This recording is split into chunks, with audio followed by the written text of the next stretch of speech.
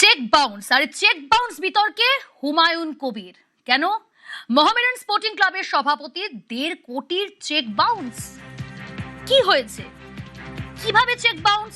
কি অভিযোগ সামনে উঠে আসছে? হুমায়ুন কবির কিভাবে বিতর্কে জড়িয়ে পড়লেন জানার চেষ্টা করব। ইরন রয়েছে আমার সঙ্গে। ইরন, দেখো, হুমায়ুন কবির তিনি এই কয়েক আগে মোহামেডান ক্লাবের প্রেসিডেন্ট পদে নিযুক্ত হন এবং সেই সময় যেটা সূত্রের খবর, তার তরফের সঙ্গে যে কথা হয়েছিল তাকে প্রেসিডেন্ট করা হয়েছে এবং তার কাছ থেকে প্রায় 13 কোটি টাকার মতো মোহামেডান ক্লাব পাবে এবং সেই মর্মে কয়েকটি চেক তিনি দেবেন এবং পরবর্তী সময় মোহামেডান ক্লাব দীর্ঘদিন আর্থিক সমস্যায় রয়েছে, ফিফার ব্যান রয়েছে, সেই জায়গায় তারা আটকে ছিল। কিন্তু যেটা খবর পাওয়া যাচ্ছে, ইতিমধ্যে ফিফার ব্যান উঠে গেলেও যে পরিমাণ টাকা দেওয়ার কথা হুমায়ুন কবির, তার মধ্যে তিনি 50 লক্ষ টাকা করে 3টি চেক দিয়েছিলেন, যেগুলির ডেট ছিল গত মাসে 17, 20 এবং 30 তারিখ, অর্থাৎ আজকে। 3টি চেকই বাউন্স হয়ে গেছে এবং 3টি চেকই কোনোভাবেই ক্লেম টাকা তোলা যায়নি।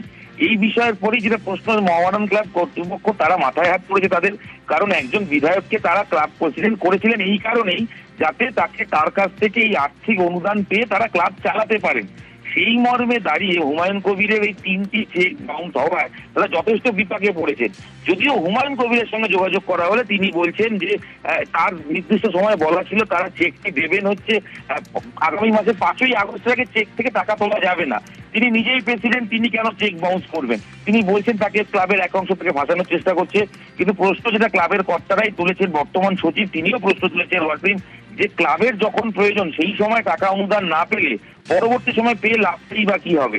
এবং যেখানে যেটা সূত্রের খবর প্রায় 13 কোটি টাকার মতো দেওয়ার কথা হুমায়ুন কবিরের, সেখানে 50 লক্ষ টাকার 3টি চেক তিনি দিলেন, 3টেই বাউন্স হলো, যার ফলে মোহামেডান ক্লাবের কর্তারা যথেষ্ট বিপাকে পড়েছেন।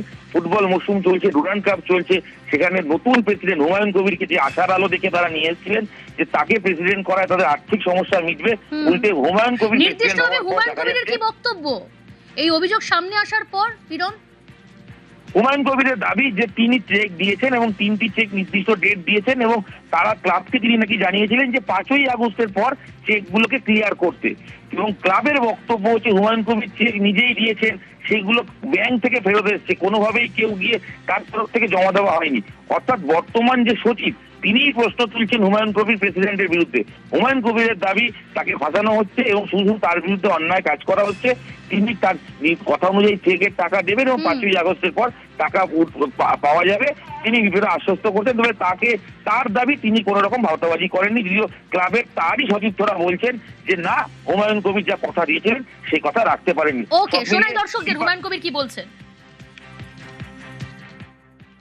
তাদেরকে জমা দিতে নিষেধ করেছিলাম। আমি চেক দিয়েছিলাম 20 তারিখের ডেটে একটা, আর 30 তারিখের ডেটে একটা দেওয়া আছে।